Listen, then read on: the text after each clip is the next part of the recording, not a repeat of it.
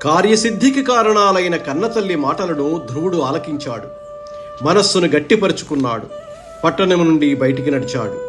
అప్పుడు నారద మహర్షి ఆ వృత్తాంతాన్ని దివ్యదృష్టి చేత గ్రహించి ధ్రువుని వద్దకు వచ్చాడు.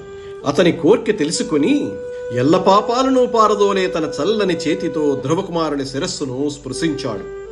క్షత్రియులు గౌరవహానిని సహించరు. వారి తేజస్సు అద్భుతమైనది కదా.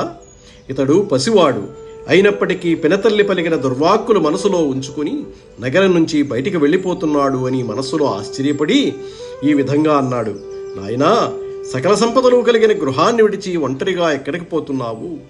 బంధువులు చేసిన అవమానం చేత బాధపడుతున్నట్లున్నావు. నారదుని మాటలు విని ధ్రువుడు: మహాత్మా, సవతి తల్లి పలికిన ములుకుల వంటి పలుకుల వల్ల నా మనస్సు గాయపడింది. ఆ పుండును భగవద్ధ్యానం అనే ఔషధం చేత నయం చేసుకుంటాను అన్నాడు.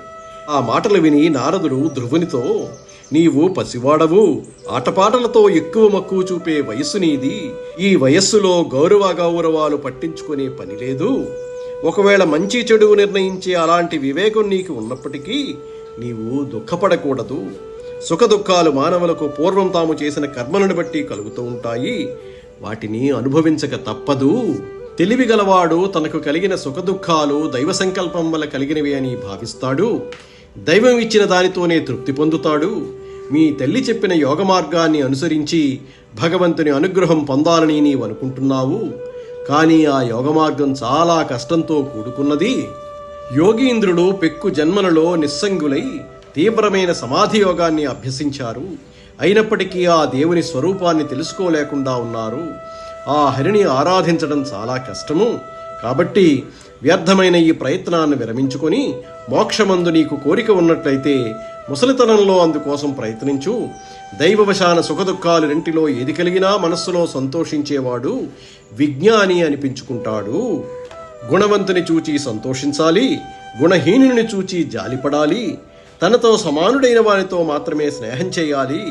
తాపత్రయాలు ఇలా ప్రవర్తించే వాని దరి చేరవు అని నారదుడు అన్నాడు. నారదుని మాటలు విన్న ధ్రువుడు: స్వామి, సుఖదుఖాల వల్ల తెలివి కోల్పోయిన వారికి శాంతి దుర్లభమని నీవే చెప్పావు. శత్రువులకు భయం కలిగించే క్షాత్రధర్మాన్ని నేను అవలంబించాను. కాబట్టి నాకు వినయం ఎక్కడిది? అందుచేత సురుచి పలికిన దుర్భాషలు అను బాణాల చేత బ్రద్దలైన నా హృదయంలో శాంతికి చోటు లేదు. కాబట్టి 3 లోకాలలోనూ శ్రేష్టమైనది, ఇతరులెవ్వరూ పొందనిది అయిన స్థానాన్ని నేను పొందాలని ఆశపడుతున్నాను. అందుకు నాకు చక్కని ఉపాయాన్ని ఉపదేశించండి అంటూ నీవు బ్రహ్మదేవుని ఊరువు నుండి ఉదయించావు.